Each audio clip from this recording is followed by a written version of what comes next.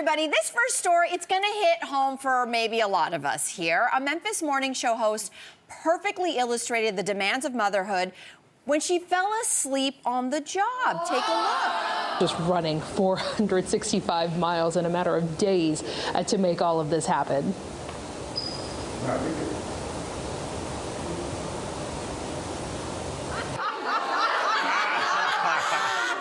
Hold on. I just need to take a nap. That was Dominique Dillon, and she said she only had a few hours of sleep the night before. She was struggling to get her 2-year-old and 8-month-old to bed the night before. They didn't want to sleep. She hosts a morning show. I know all about that. Your reaction to this story? I feel really bad for her. Yeah. But, I mean, I can't imagine though. Even when we started this show, I had a 3-month-old at home, and he was nursing several times a night. I was completely sleep deprived and kind of wacky. But this show has so much energy and electricity that I couldn't imagine falling asleep. But you did a morning show, and I know it was before you became a mom. But like, there's long stretches when you're doing like a 4-hour shift, and you're up at like 3 or 4 in the morning. Yeah. So were you ever like in between, like when somebody, like could that have ever happened to you? I mean, maybe no, but also I wasn't a mom, and that is key here. So I was up at 3 a.m. hosting CB24 Breakfast. We launched that show, I think, about 15 years ago or something now. You're up at 3. I had to be at work at 4. I was still on air at 10. Ooh. So and there are gaps when you're just like, that reporter is going on and on and on, and you're sitting there. And no disrespect to them, but it could be a long story. Yeah. So you have to be ready. So that was the readiness. So what did you do? Like, were you pinching yourself? Or you like, no, listen, I drank so much coffee. Okay. I drank so much. But my reaction to this story is like, everyone feels like, oh my gosh, I feel so bad for her. But this story just filled me with rage. Okay. Because I rage on behalf of our American women and mothers. This is the only developed nation in the world that does not have paid maternity leave. Oh, that's an excellent point. Why is she at work? She probably came to work after 12 weeks. The government says... But so did I. I mean, I will say, so did I by choice. And she has 2, right? Yeah. Not that, that makes a bit of a difference. A 2-year-old and an 8-month-old, that house is... Nobody's sleeping in that house. So I just felt rage because I was like, how are you America? And you have 0 paid maternity leave. It just made me rage for her. Yeah, but it's still, that's true, but it's still just such a relatable moment. Like, everyone here in the audience, and we're all like, I feel so bad for her. And we all laughed really hard at the clip. Because it's still funny. It's a relatable experience. And I remember when I had 2 very small children, under 3 years old, I felt like I had a superpower, because you make it through some of the hardest nights, and you're like, I'm still here. I'm still functioning. Here we go. But then with great power comes great responsibility. Because then I would just be in the most obscure circumstances, just being like, oh my God, I just slept for 14 seconds. Like, or even worse than falling asleep, I used to do a live morning radio show, and I would be talking, and like mid-sentence, I would be like, what am I talking about? I truly have no idea what train of thought I was on at all. Like perimenopause as well. It does, and I'm just very happy that there was a dad just as sleepless as a mom. Yeah, that's also true. That's me. That's really true. I'm not even a parent, and I can relate. About a month ago, it was a Monday, going home on the GO train. Anyone take the GO train here? Yeah, shout out GO train. And I was supposed to get off at West Harbor, which is in Hamilton. I woke up 40 kilometers away from home in St. Catharines, Ontario. That's my nightmare. I had to call Simon. And yet we're all laughing again. Even when I woke up, I was like, that was the best sleep I have ever had. Where am I? I saw vineyards. I was like, it was nuts. Hey, you know what we're going to do? We're going to move on. Because according to The Independent, 89% of people believe that a couple's first vacation can make or break the relationship. So what do you think travel teaches you about your relationship, Miguel? Well, all I can tell you is that I know that you're maybe a bad traveler as well, and I must confess, I'm a brutal traveler, and I find kinship in this, because I think there's this idea that maybe you can avoid fighting at all, and that's proof that your relationship's going to be great. I think you have to survive a fight while traveling and come back to each other to realize you can't be a hero unless you go to war, right? You gotta. I'm just. You name it. You name it. Who's holding the passports? Where are we going next? What should we eat? I'm just a little too large to travel on planes comfortably, I think. Like, every plane for me is an endurance test, and I I think maybe I'm not nice on planes. Well, I feel the same way. Every major trip that Simon and I have ever taken, there's been one massive blowout. And they've become legendary so much. Like, thank goodness we're able to laugh about them after, but the blowout is usually it's my fault. Not you, Jess Allen. I know, You're so I know. sweet. It's You're shocking. so sweet. One time in Rome, we were at like a lunch counter, and we decided, we talked. Okay, these are the 4 dishes we're gonna get, and we're gonna share. And then at the cash, he pulled like an audible, and it's like, let's take that second chicken dish. What? We already have a chicken dish.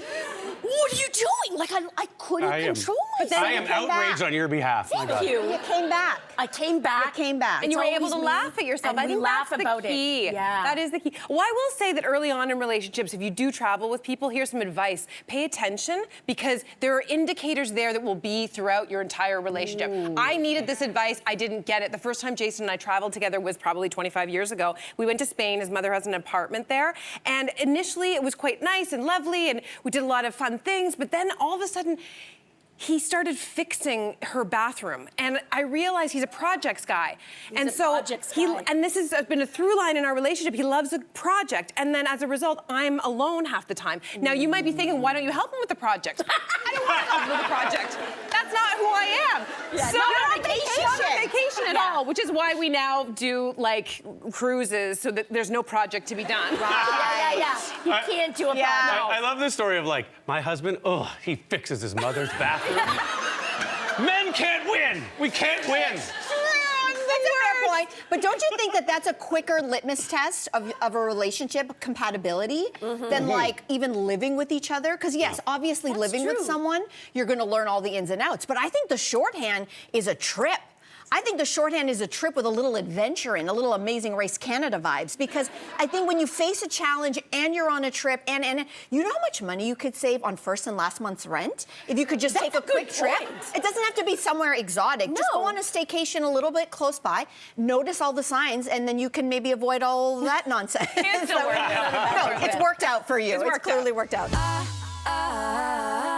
A columnist for the Toronto Star is arguing that the government's dramatic escalation in military spending limits what else we can achieve as a nation, and that a bigger defense budget means reduced spending on social services. Thank you, which greatly diminishes our quality of life. So, is keeping the country safe all about mitigating outside threats, or making sure that the people inside the country can thrive?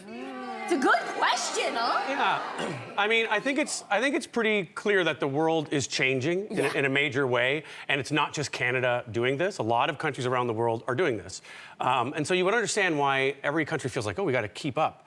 But my fear is that war spending, defense spending, is like inflation. It goes up and it doesn't come down. So I feel like once we set a new bar for how much we're going to spend, we're not going to be backing away from that. So that's the future we're counting on and committing to. And I'm nervous about how quickly it's all escalating, and it puts a little bit of fear in me. So I'm not sure that it's a good idea, because all the other problems we're dealing with here at home, they're not going to be able to fit inside of that realm once we spend that much. Do you think the idea of us spending on military, or spending more than we traditionally have, is because we sort of have this mindset of military spending being frivolous? Like, we don't need it. Why would we do it? This is Canada. Because we've been lucky enough to live through such a peaceful period when we had what felt like we didn't have any outside threat. Do you know what I mean? Yeah, and also with the reliance on their relationship with the United States, of course, like that they would help out, right? That's what it's right. Our neighbors are unpredictable. Yeah, I mean, I guess for me, what I think about is even if we do build up our spending, and the costs are not, they're quite significant. His plan is to triple our annual military spending, so an extra $150 billion a year by 2035. But even if it was double or triple that amount, I just ask myself, is it enough to hold up to the U.S. if they do indeed want to invade? If I don't think the U.S. is the only threat, though. Okay, so but then there's also this factor, which is that people are increasingly using cheap drones. Yes. So if you're increasing our military spending, are you doing it in the right way that actually will hold up to a drone attack, for example? Yeah, that's fair. No, these are all fair questions. I actually think you can do both. I actually think you can spend on the military. We have new threats. We have an unpredictable partner south of the border that used to be our best friend. We're now frenemies. We're now frenemies. Sometimes we're friends, but sometimes we're enemies. So that's a real threat. Yep. Russia is a real threat. The Arctic is melting. Yep. And guess what? That's real easy to come over that little, it's so easy to pop over the Arctic. A lot of the money is going to It's just a little hop and skip. It is a lot. So there are real threats, and that's real money, those numbers. Like, that's big money. So you're like, okay, well, healthcare and education, drones and submarines and missiles. But I don't think it's a zero-sum game. I know this is going to be very cynical for me, of all people, to say, but we have a guy who's leading the country who is an economist. So Mark Carney has this resume, and I actually trust that resume, and he's putting it to use right now. Because guess what, guys? We're not just spending $83 billion in the next 3 years on the military. We are making so much money on oil and gas right now because the Strait of Hormuz is closed. Because a good economist says we're not just spending money. Do you know how much money we are making right now? We are making in excess of $60 to $70 billion extra in the next 12 months based on our oil and gas sales, because we are an oil exporter. So when you're making so much money, it's easier to spend money when you're making so much money. But still, people can't find affordable housing right now, and people are struggling to... That's now a politics question, because when the federal government makes money, there's transfer payments to provinces and territories. It's now up to who you vote for to lead your province to spend that money right. But I think the point you just raised speaks to, like, prioritization. What's important to us, right? Like, I feel like we're all just like, we're making a lot of money, all right, but from oil and gas, which is endangering our future every single day. Absolutely. And we've taken, I can't even count how many steps backwards from addressing climate change. And the fact that we're an oil and gas player is good financially, but how does that make us feel? What about our children? What about our grandchildren? What about Canada's future? It is an interesting catch-22, even though a lot of this military spending is going towards the Arctic because of global warming. There are now boat channels, pathways that have melted. Yay! So it's like this idea is like, oh, good, we've got to protect it. But it's because we didn't act on it before that we now have to protect it. Right. That's right. It's a very interesting thing. When you're raising a dog, if you see someone walking down the street and they see another dog, they pull on their leash to be like, uh-oh, another dog's coming. The dog is responding to, like, is something wrong? Oh, good, then I'm going to attack. I'm going to fight. If we give ourselves the materials to engage in more war and fighting, we're going to do it. We're going to be a part of that. Is there a world, those are all fair questions, but is there a world where you can start to pivot? So tariffs have destroyed jobs in this country, especially in steel and manufacturing, right? Is there a world where you can take some of the money that is coming in, use it in the military spending? For example, you need people, if you're going to build submarines, you need really qualified people to do that. People who build cars, who are now unemployed, can you pivot that money to retraining? Get them to actually be the recipients of this money in military spending. What I'm saying is, like, and then maybe alternative energies. Is there a world where you can take some of this money coming in? And, like, China is the #1 solar power creator in the world. Canada can be right up there, too, if we invest in it. So what do we, it's priorities. This doesn't feel like the strategy at the moment. But also the idea is, Carney has said back in his speech in May that Canada used to be a nation of builders. And post-World War II, we had one of the largest air fleets and naval fleets in the world. And part of this money that he wants to spend is allowing us to be building again. So we won't have to rely on America. And so it will create a number of jobs. So I don't know. It's really, really interesting. But guess what? We got to move on. You know what else is interesting? Nostalgia. Nostalgia's everywhere these days. But is that necessarily a good thing? A reader wrote to The Guardian saying that it's becoming an overwhelming emotion for her, and she doesn't know if she should sort of suppress it or just kind of go with it. So is nostalgia a positive or negative emotion for you guys? I don't know. Yeah, these are my people. No, the reason why I say that, I speak this as a proud perimenopausal woman. There is something about a Gen X woman going through perimenopause where nostalgia is really salient for us. You know I love me an old school dance music party.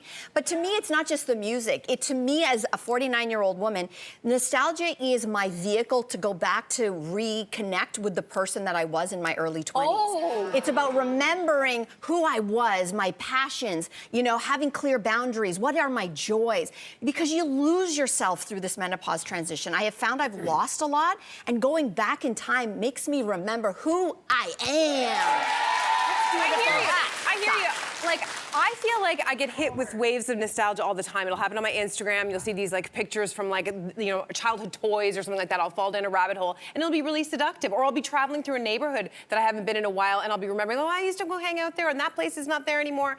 But here's the issue with that is that you can end up being never in the now. And you're constantly like chasing the ghost of the past. And I think this right now, we will look back and be like, oh, I'm longing for that time. Well, we could be just enjoying it right now. I don't know. So if I can speak on behalf of all perimenopausal women, sometimes I think about nostalgia through art a lot, right, as an artist, and I think it can be a poison, you know? It's like, but alcohol is a poison, right? You take a little bit. You can't have too much coffee. You gotta dip your beak just a little bit. Yeah. And I think nostalgia we have to be careful with because when it runs rampant, just as an example, in film, you get movies that are all remakes and redos and extensions. And you know what? I'll say it, they all suck. Which remake was better? Which remake was better? Almost none, very few. We need to look forward. We need to challenge ourselves. Sure. And nostalgia is a balm against that sometimes, against growth. So just dip in. I loved that answer. Thank you. Thank you, Jess. So you may have swooned over stories of childhood sweethearts, you know, the people who've been together literally their whole lives. But a writer for Vogue, not me, okay, a writer for Vogue says two people who met before their brains fully developed and committed to spending forever together is a total nightmare. Vogue said it. I did not say it. Okay? What is your take, panel, on childhood sweethearts? You know, I'm married, and I married my wife that I met in university. So it's not high school sweethearts, but it's close. We've been together for a long time, and I think there's this idea of valorizing it because of the idea of soulmates, that we have one soulmate, and if you find someone, I'm not sure if that's true, but me and my wife always joke around. We had this moment when we met where we were like, oh, damn. This is obviously gonna work. Like, we literally like lamented in the moment where we're like, oh man, we knew we met too young, but it's worked out so well. I know what he means by that exactly, because he's like, oh God, I'm not gonna be able to date anybody else because this is the one. This is you're just like, people spend their whole lives looking for an ease of conversation and daily life, and when you find it, and you got to recognize it, right? I don't think that there's necessarily one soulmate. But there's some kind of nostalgia that went along with it, right? A little bittersweet. I already said it's poison. All right. But that's where I go, because look, two things. I think there's a big difference. I met Jason in university as well, but my brain was fully formed. I wasn't 16 years old. And mine wasn't? Right? Well, I'm just saying. Waiting, bud. I do think there is something, and not about sowing your wild oats, but like definitely if you're planning to have a monogamous partnership, it is a long life. Yeah. So you better get some things out of your system or be willing to have conversations that can possibly open up some other things during that. I'm alone. Wow. No, I hear you. We got you. I hear you. Jess, do you believe in this? Well, I have to say, when I meet someone who's my age and they say they're childhood sweethearts, I kind of feign like being impressed, like, oh my God, that's so sweet. Because I think I go back and think about what if I had married my childhood sweetheart, and I'm like, oh, no. But whenever I see like a beautiful older couple who've been together for 60 or 70 years and they are childhood sweethearts, I melt. Because they made it past the finish line. Like, the chances just seem impossible. And I do get nostalgic for some reason. Like, it's such a beautiful thing. It is. I do wonder if we're just like projecting a lot of our own stuff onto those people, for sure. right? Yeah. Because I have a couple of friends, like Erica Work, you all know stylist Erica Work. She's been with her man Corey since they were 15 years old. And like, that is high school sweethearts.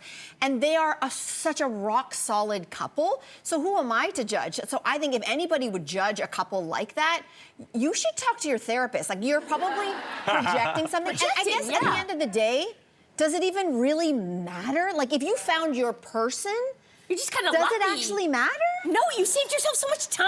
Right? I just think about myself at 15, and I wouldn't trust myself to choose the right pair of jeans.